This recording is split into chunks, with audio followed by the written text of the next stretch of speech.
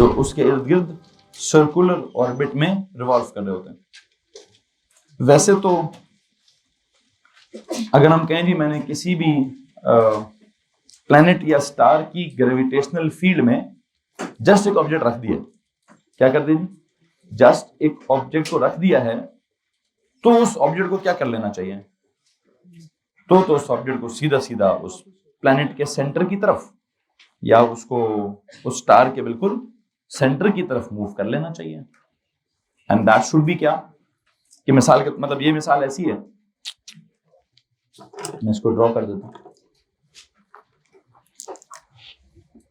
Physics के अंदर chapter का नाम है ग्रेविटेशन या gravitational what field. And no इस ग्रेविटेशनल फील्ड के अंदर हम पढ़ क्या रहे हैं, basically circular orbits in gravitational field. अभी आपने इसको ड्रॉ नहीं करना, मैं जैसे टॉपिक बिल्ड कर रहा हूं उसमें से कोई नई बात निकालूंगा। मैं कहना चाहता हूं कि अगर आपके पास ये कौन है, कोई भी बड़ा मैस है, लाइक मून के लिए ये अर्थ होगा और अर्थ के लिए ये सन होगा, और मैं कहता हूं इसकी ये क्या है, ये ग्रेविटेशनल फील्ड है। इस ग्रेविटेशनल फील्ड में अगर आप किसी ऑब्जेक्ट को यहां रखते हैं जिसका मास स्मॉल एम है, मतलब ये प्लैनेट अर्थ कर लेते हैं और ये उसका मून कर लेते हैं। शबान साहब बोर्ड पे देखेंगे, शयान आप भी बोर्ड पे देखेंगे।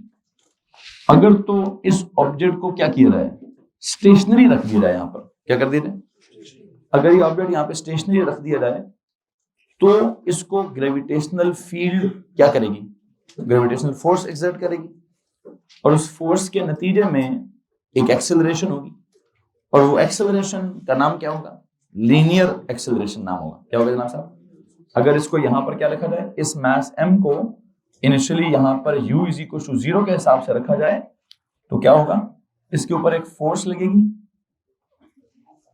इसके सेंटर की तरफ फोर्स तो ग्रेविटेशनल ही होगी, और जो उसने करना है उसने एक्सेलरेशन पैदा करनी है, और जो एक्सेलरेशन पैदा होगी वो भी कैसी होगी, वो भी ग्रेविटेशनल होगी, और वो ग्रेविटेशनल एक्सेलरेशन का आपको पता है स्मॉल g सिंबल होता है। खैर बार जो मैं बताना चाहता हूं वो क्या है, वो ये कि जस्ट ड्रॉप करोगे तो सीधा सीधा जमीन की तरफ आ जाएगा। इसका मतलब मून वहां पे जस्ट स्टेशनरी नहीं पड़ा, अगर वहां पे स्टेशनरी पड़ा होता तो कब का जमीन को आकर हिट कर चुका होता और जमीन के अंदर आके जज्ब हो चुका होता। तो उसको जमीन के इर्द ऑर्बिट कराने के लिए कुदरत ने क्या प्रोवाइड किया है, उसको कुदरत ने क्या किया है, उसको कुदरत ने एक पर्टिकुलर स्पीड प्रोवाइड की हुई है, और उस पर्टिकुलर स्पीड में मिसाल के तौर पर उसको ना इधर की तरफ एक मतलब उसका u0 नहीं है। बेसिकली क्या सीन है सर जी, उसकी ना एक पर्टिकुलर यहां स्पीड है, दैट इज दिस, उसको हम क्या बोलते हैं, इट इज दैट v। अब जो उसको v यूं करके दिया गया है और फोर्स ऑफ ग्रेविटी जो है वो इस तरफ को एक्ट कर रही है, अब फोर्स ऑफ ग्रेविटी में और डायरेक्शन ऑफ मोशन में क्या सीन है, 90 डिग्री का सीन है। और जब भी फोर्स के अंदर और डायरेक्शन ऑफ मोशन के अंदर 90 डिग्री का सीन होता है, या force is perpendicular to the direction of motion, ये है हमारा A2 का कॉन्सेप्ट नंबर 1। पहले पेज पे चले जाएं अगर आप जाना चाहते हैं, अपनी सर्कुलर मोशन के पहले पेज पे जाएंगे, क्योंकि A2 में सबसे पहले हमने क्या पढ़ा है, मैकेनिक्स।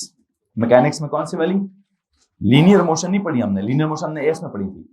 A2 की सबसे पहली वाली मोशन है सर्कुलर मोशन, और उस सर्कुलर मोशन के कॉन्सेप्ट्स में अगर ये तो टर्म्स तो ठीक है, टर्म्स तो टर्म्स होती हैं, कॉन्सेप्ट्स अगर फॉलो किए जाएं, मुझे लगता है मैंने पहले पेज पे इस कॉन्सेप्ट को मेंशन किया होगा कहीं ना कहीं, कि लीनियर मोशन के केस में फोर्स क्या होती है, कॉपी दिखाएं जरा प्लीज। जी जनाब साहब, नहीं बेस क्वांटिटीज में नहीं जाना, सर्कुलर मोशन में जाना है। हाँ जी, सर्कुलर मोशन में हमने कहीं कुछ जिक्र किया है किस बात का, पहले तो वहां पे डिस्टेंस डिस्प्लेसमेंट हो रहा है, फिर करते करते स्पीड वेलोसिटी हो रहा है, फिर करते करते हमने ये वाला नोट कहां लिखा है यार, ये फोर्स परपेंडिकुलर होगी to the direction of motion. हाँ जी,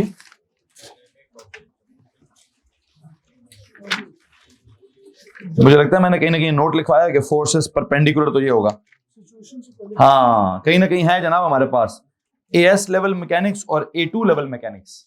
अब ये कहाँ है, ये कोई केसेस से पहले वाली बात है। जब आप केसेस लिख रहे थे तो केसेस से पहले एक कॉलम्स बने हुए हैं, आई थॉट मैंने पहले पेज पे कॉलम्स बनाए हुए हैं। क्या कॉलम्स है जी, एक तरफ लिखा हुआ है एएस लेवल मैकेनिक्स, फिर एक तरफ लिखा हुआ है A2 level mechanics. As level mechanics में लिखा हुआ है linear motion, A2 level mechanics में लिखा हुआ है सर्कुलर मोशन। लीनियर मोशन में क्या लिखा हुआ है, the direction of force is parallel, Rana साहब मेरी तरफ ध्यान देंगे, the direction of force is parallel to the direction of motion. और ए2 में क्या लिखा हुआ है, the direction of force is perpendicular to the direction of motion. और जब वो पैरेलल होता है तो वहां लिखा है the acceleration produced is known as linear and it is what, it is actually the change in the magnitude of velocity.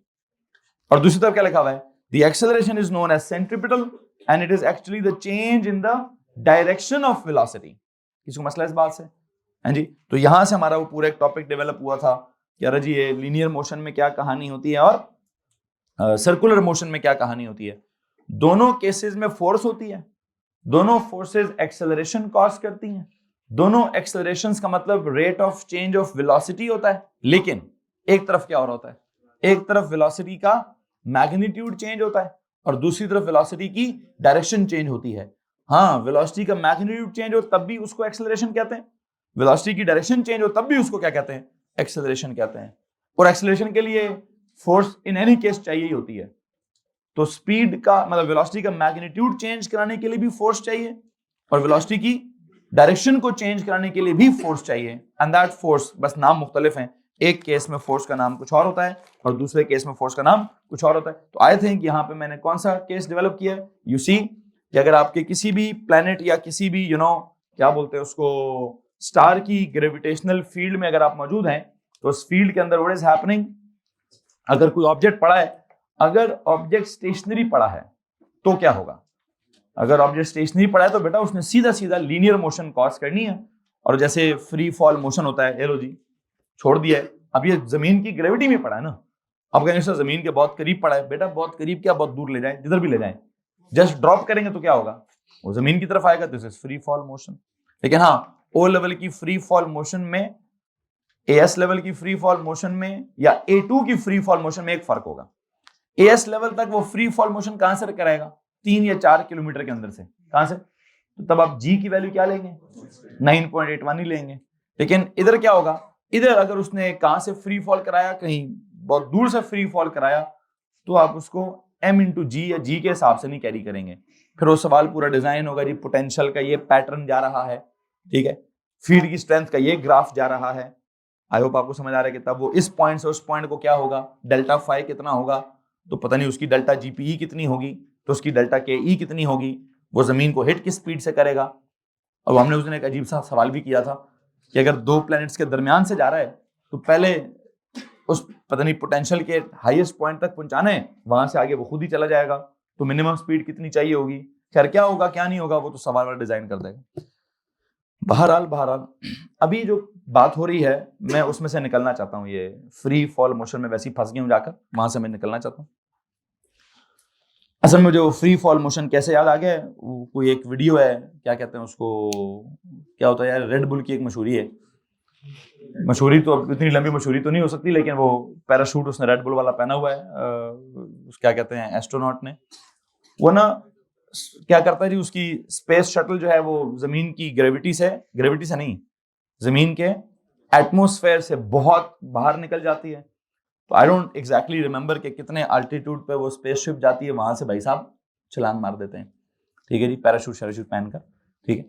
और वो उनकी फ्लाइट जो है वो सबसे ऊंची फ्लाइट उन्होंने की है कि वहां से जमीन की तरफ छलांग मारी उन्होंने, ठीक है। मैं कहीं वीडियो शेडियो मैंने देखी है, मैं ढूंढ के दोबारा आपको ग्रुप पे भेज दूंगा।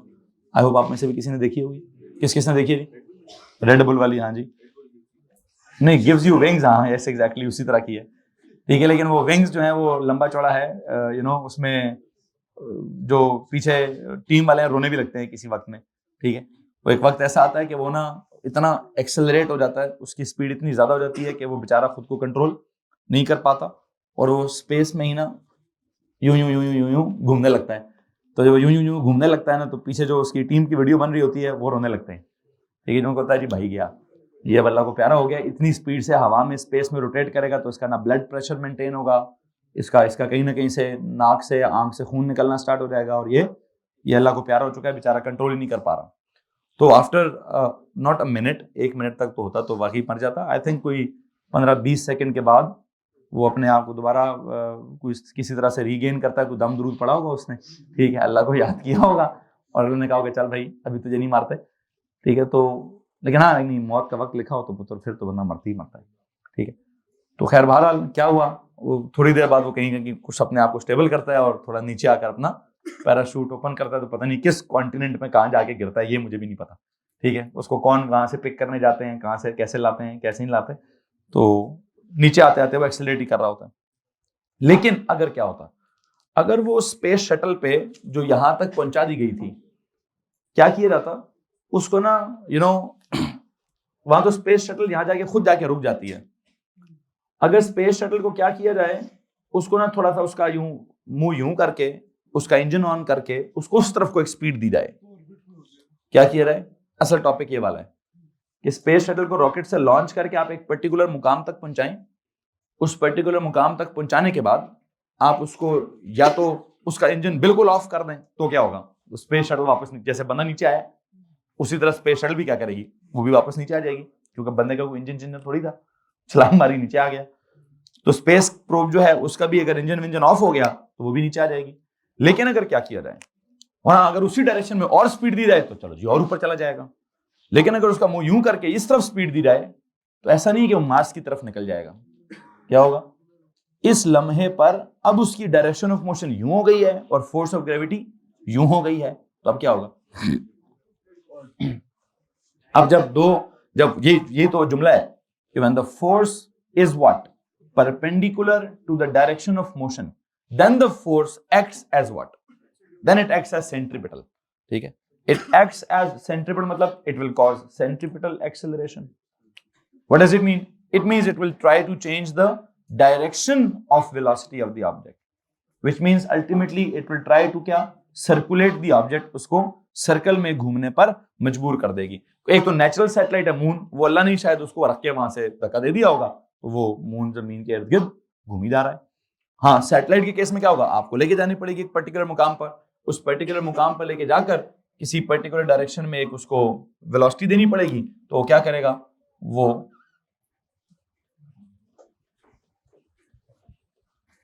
इस ऑर्बिट में जो है वो घूमना स्टार्ट कर देगा। जी जनाब साहब, दिस इज, मैं जो काफी दिनों से आपको पढ़ा रहा हूं कि इस वक्त सेंट्रीपिटल फोर्स और ग्रेविटेशनल फोर्स आपस में इक्वल होंगे। उनको इक्वल करके पता नहीं आपने क्या निकाला हुआ है, एक आपने यहां से यहां तक का फासला है ऑर्बिटल रेडियस, ये वाली स्पीड इज ऑर्बिटल स्पीड। अच्छा, इस ऑर्बिटल स्पीड का इस पॉइंट के पोटेंशियल के साथ एक ताल्लुक है। क्या ताल्लुक है जी, ये जो स्पीड है यहाँ पर कितनी स्पीड, अगर आप इसी पर्टिकुलर रेडियस पर उसको घुमाना चाहते हैं तो आपको इस पर्टिकुलर पॉइंट पे जाकर उसको स्पीड कितनी देनी पड़ेगी। अगर आप चाहते हैं उसका रेडियस जो है वो इतना ही रहे जितने जिस पर अभी मैंने रखा हुआ है, तो आपको इसकी स्पीड कितनी होनी चाहिए, capital G capital M over R, इसका क्या अंडर रूट। इतनी स्पीड की मैग्नीट्यूड इस प्रोब को अगर मिली तो क्या करेगा जनाब साहब, ये ऑर्बिट करेगा। अदरवाइज क्या होगा, अदरवाइज दो बातें, मैं अगर कहूं जी स्पीड बड़ी कर दी मैंने, अगर स्पीड बड़ी कर दी तो रेडियस क्या हो जाएगा, व्हाट विल हैपन, क्या होगा, अगर मैंने यहां पे इस वैल्यू से ज्यादा स्पीड दी तो ऑर्बिट बड़ा नहीं होगा, ऑर्बिट छोटा हो जाएगा। वो बड़े ऑर्बिट की बजाय देखे ना, वी ज्यादा हो गया तो आर क्या हो जाएगा, जी तो चेंज नहीं हो रहा, एम भी चेंज नहीं हो रहा, आर और वी का क्या प्रोपोर्शन है, इनवर्स है। अगर आप इस पॉइंट पे जाकर बहुत ज्यादा स्पीड देते हैं तो बेटा गौर से सुनिए प्लीज, ना ऑर्बिट बड़ा होगा तो ना वो बाहर जाएगा। Please try to understand, V ज्यादा होगा तो आर, ये आर के कम होने का मतलब क्या है, आर के कम होने का मतलब है इसका ऑर्बिट, ये लो जी, ये ऑर्बिट हो जाएगा। यू गेट दिस, आर कम का मतलब सर्कुलर ऑर्बिट या ऑर्बिटल रेडियस, तो ब्लू वाले का ऑर्बिटल रेडियस ज्यादा है, ग्रीन वाले का ऑर्बिटल रेडियस कम है। You get my point. खैर बार मैं इस टॉपिक में नहीं जाना चाहता, मैं बस कह रहा हूं जी जिधर पहुंचाना था उधर पहुंचा दिया, उधर पहुंचाकर जितनी स्पीड देनी थी उतनी स्पीड दे दी उसने, उस स्पीड के बाद क्या किया, एक पर्टिकुलर ऑर्बिट में उसने घूमना स्टार्ट कर दिया। और ये नहीं है कि वो उसका इंजन को पूरी जिंदगी पेट्रोल चाहिए, नहीं, पूरी जिंदगी पेट्रोल नहीं चाहिए उसको सिर्फ कितना पेट्रोल चाहिए, एक तो पेट्रोल चाहिए उस मुकाम तक लेके जाने के लिए, वो उतना फ्यूल चाहिए कि रॉकेट ले जाए, वहां जाकर इतनी एनर्जी चाहिए कि बस एक पर्टिकुलर स्पीड से उस तरफ प्रोजेक्ट कर दें।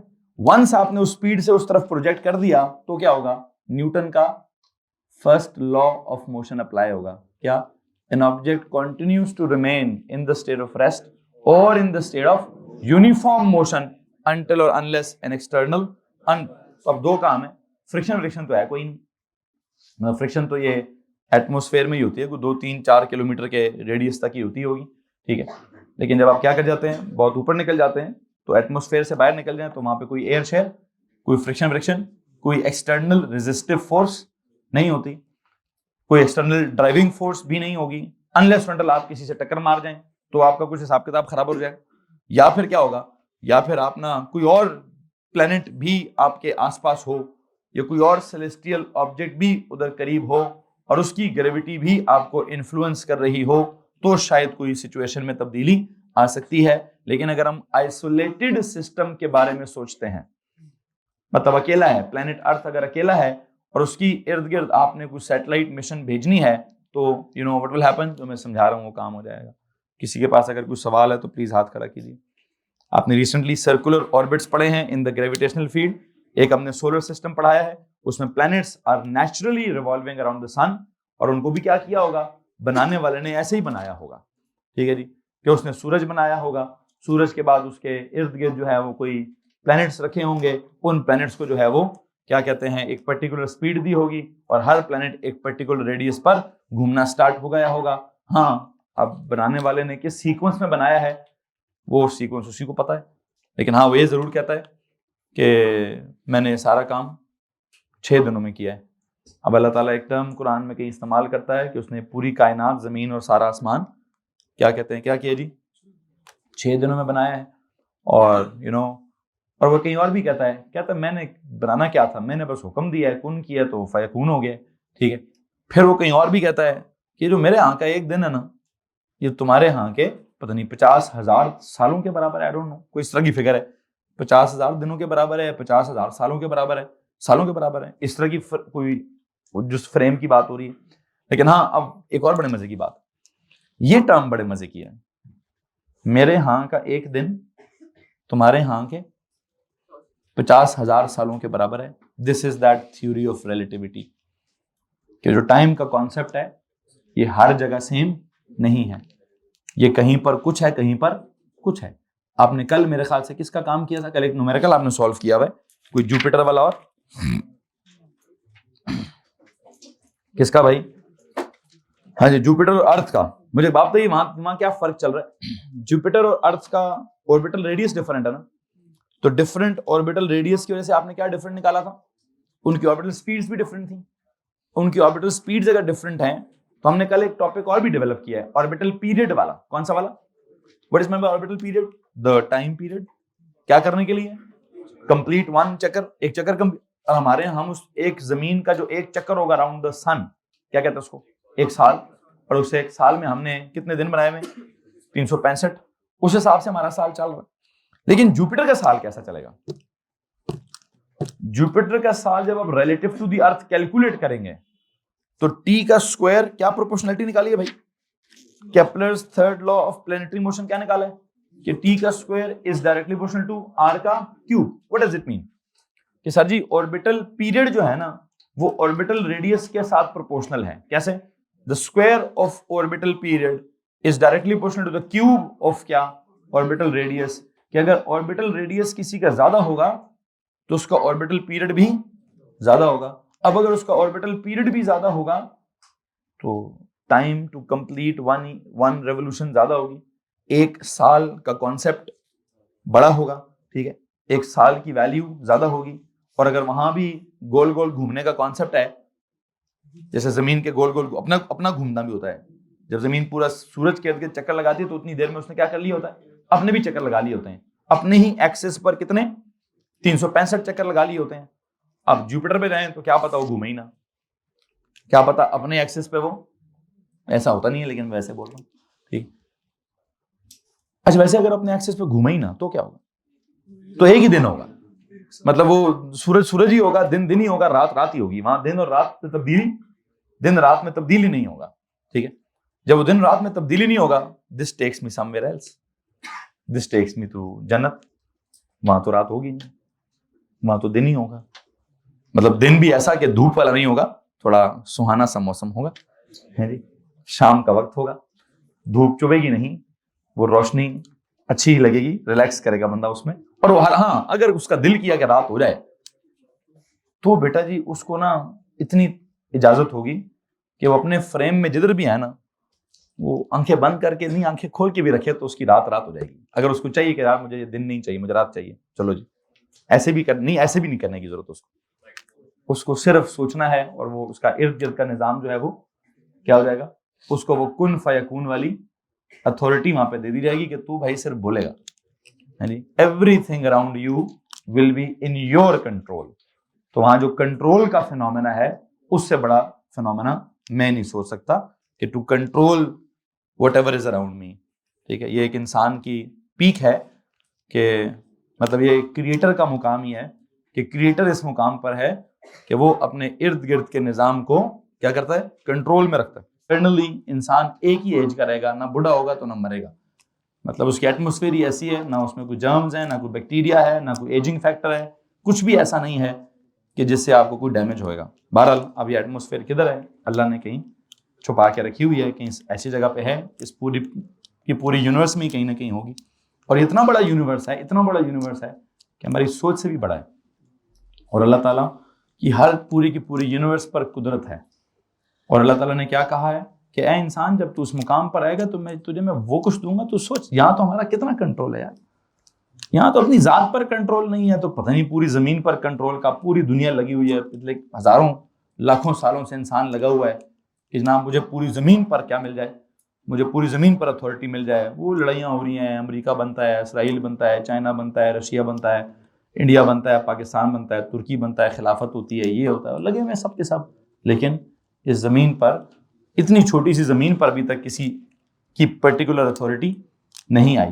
तो आप सोचें अल्लाह ताला क्या कह रहा है कि पता नहीं मैं तुम्हें कैसी अथॉरिटी दे दूंगा, पूरे का पूरा निज़ाम तुम्हारे कंट्रोल में होगा। तो अब ये सोचने वाली बात है, क्या सर सबके कंट्रोल में सारा निज़ाम होगा? क्या पता है कि एक बंदे को अल्लाह इतना बड़ा निज़ाम दे दे कि वो, और इतना बड़ा निज़ाम मतलब सोलर सिस्टम से भी बड़ा निज़ाम एक बंदे का हो कि ये तेरा भाई, इधर तेरी मर्जी चलेगी, ठीक है। और हाँ, दूसरी की तरफ जाना है, दूसरे के निज़ाम में जाना है, तो पहले कोई मैसेज भेज देना, भाई मैं मिलने आना चाहता हूँ, आप मुझसे मिलना चाहते हैं, ठीक है जी। वो कहेगा हाँ, तो किसी घोड़े पे बैठ के जाने की जरूरत भी नहीं होगी, आप उड़ के भी जाने की जरूरत नहीं है। द मोमेंट उसने हाँ की, उसी लम्हे आपकी मुलाकात हो रही होगी। कोई स्काइप कोई नहीं होगा, कोई फोन नहीं मिलाना, कुछ भी नहीं करना, वो दिमाग टू दिमाग कनेक्शन चल रहा होगा। खैर बहरहाल क्या होगा क्या नहीं होगा। और एक और बड़ी मजे की बात है, वैसे उस वक्त जब आप उससे मीटिंग कर रहे होंगे ना, उसी टाइम पे आप किसी और से भी मीटिंग कर रहे होंगे। ये बड़े मजे की बात है। वैसे एक ही वक्त में आप पता नहीं कहाँ कहाँ होंगे। ये एक ही वक्त में हर जगह होने का कॉन्सेप्ट भी अल्लाह ताला का है, ये कॉन्सेप्ट भी और किसी के पास नहीं है।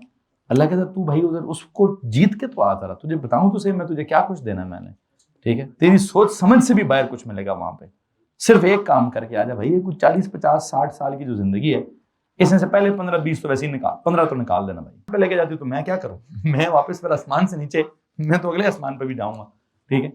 आसमान से आगे वो क्या कहते हैं, जहां से तारों से आगे जहां और भी हैं, तो हमें तो सिर्फ तारों वाले जहां नजर आते हैं, वहां से आगे और भी हैं, तो फिर वहां पहुंच जाएंगे तो वो कहेंगे जी वहां से आगे और भी हैं, ठीक है। तो ये अनलिमिटेड स्पेस है। ये स्पेस जो है वो इंसान के बस के कंट्रोल में नहीं है, इंसान की समझ में भी नहीं है। उसकी अकल ही अल्लाह ने इतनी नहीं, अकल दी जरूर है, लेकिन अकल को भी एक लिमिट दी है ना, अकल को भी एक लिमिट दी है कि उसकी आंख को भी एक लिमिट दी है। एक पर्टिकुलर जगह से आगे आंख का नज़ारा भी नहीं जा सकता है, हर चीज़ को एक लिमिट में रखा हुआ है। बस वो लिमिट खोल दी जाएगी कब, जब हम उस असल मुकाम तक जाएंगे जो अल्लाह ने हमारे लिए बनाया हुआ है। वहाँ हमारी लिमिट्स, हमारी सेंसेस को महदूद नहीं रखा जाएगा, हमारा हर सेंस जो है वो अनलिमिटेड कर दिया जाएगा, हमारा कंट्रोल अनलिमिटेड कर दिया जाएगा। बहरहाल तो उसको पाने के लिए मुझे भी मेहनत करनी चाहिए और आपको भी मेहनत करनी चाहिए। ये दुनिया का असूल है बेटा, ना दुनिया में कुछ मेहनत किए बगैर अचीव होता है, तो ना क़यामत वाले दिन कुछ मेहनत किए बगैर अचीव होगा। यहाँ तो सम टाइम लक साथ दे जाती है ना बंदे की, कुछ ना भी किया हो तो कुछ मिल ही जाता है, लेकिन क़यामत वाले दिन अल्लाह ने किसी लक के फिनोमेना का जिक्र नहीं किया। अल्लाह ने उस दिन के अंदर यौम दीन का जिक्र किया है। और जब अल्लाह किसी दिन को दीन कह दे तो दीन जो है ना एक बहुत बड़ा वर्ड है, ठीक है। दीन का हम उस आयत में ट्रांसलेशन में इंसाफ की ट्रांसलेशन करते हैं, और इंसाफ में अल्लाह ताला ना पहले नंबर पर है, ठीक है। मैं आपसे पाकिस्तान के अदलिया के निज़ाम की बात नहीं कर रहा हूँ, ठीक है।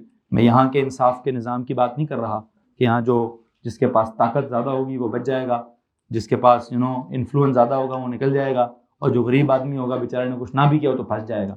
वहाँ ऐसा इंसाफ नहीं होगा। वहाँ कैसा इंसाफ होगा? वहाँ यूके जैसा इंसाफ भी नहीं होगा। वहाँ अल्लाह का इंसाफ होगा, और उससे बेहतरीन इंसाफ करने वाला कोई भी नहीं है, ठीक है। और उस इंसाफ में सज़ा और जज़ा इक्वल लेवल पर होगी। वहाँ किसी के साथ नाइंसाफ़ी नहीं होगी, और किसी को अनड्यू फेवर भी नहीं मिलेगा, किसी को नहीं मिलेगा। ये हमारी भूल है कि हमें कोई फेवर मिल जाएगी वहाँ पर। किसी इंसान को अल्लाह के यहाँ कोई फेवर नहीं मिलेगी। उसने अच्छा कमाया होगा वो भी उसके सामने आ जाएगा, उसने बुरा कमाया होगा वो भी उसके सामने आ जाएगा। तो हमें कोशिश ये करनी चाहिए कि ज़िंदगी में जब भी कुछ कमाएं अच्छा कमाएं, ठीक है। कुछ बुरा हो रहा हो तो उसको रिग्रेट करें। बुरा हो जाता है इंसान से, ऐसा नहीं है कि इंसान ज़मीन पर सिर्फ नबी या रसूल ही ऐसे गुजरे हैं जिनसे कोई बुरे काम नहीं हुए हैं, क्योंकि उनके साथ पता क्या होता है, उनसे क्यों नहीं होते बुरे काम? उनके साथ डायरेक्ट अल्लाह की मदद होती है, मतलब उनका हाथ अल्लाह ने पकड़ा होता है। वो अल्लाह उनकी दिल दिमाग को उस सोच में नहीं जाने देता। मतलब रसूल पाक सल्लल्लाहु अलैहि वसल्लम ने से एक दफ़ा किसी साहबी ने पूछा, या रसूलल्लाह आप कहते हैं हर इंसान के अंदर शैतान है, मतलब हर इंसान के साथ ना एक शैतानी फीलिंग है, शैतानी सोच है और शैतानी कैरेक्टर है उसके अंदर, जिसको नफ्स अम्मारा और नफ्स लम्मामा कहते हैं। तो या नबी आपके शैतान की क्या फीलिंग है, मतलब what do you think about your शैतान? आप अपने आपके अंदर नफ्स के अंदर या आपके अंदर अगर कोई ऐसी सोच है तो आप उसको कैसे डिफाइन करेंगे? तो नबी ने स्ट्रेट अवे कहा, मैंने अपना शैतान मार दिया है, या मेरा शैतान अल्लाह ने मार दिया है, मेरे अंदर शैतान नहीं है, ठीक है। अदरवाइज क्या होता? अगर नबियों के अंदर का शैतान भी जिंदा हो तो पुत्र लड़ाई तो करेगा वो, है जी।